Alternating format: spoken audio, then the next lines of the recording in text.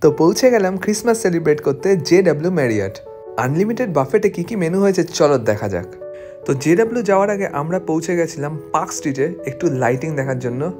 তোমাদের সবাইকে জানাই মেরি ক্রিসমাস। অসাধারণ আলোকসজ্জা দেখার পরে আমরা পৌঁছে গেলাম JW ম্যারিয়ট।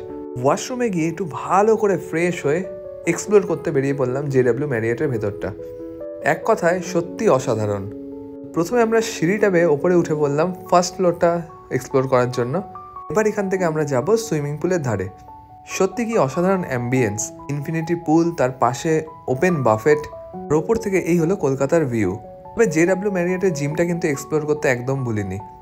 এবার চলো, প্রচণ্ড খিদে পাচ্ছে, একটু নিচে যাওয়া যাক। আমরা এন্ট্রি করব এখন JW কিচেন। 25th আর 26th কোনো এলাকাতে এখানে অপশান নেই, অনলি বাফেটের অপশান চলছে।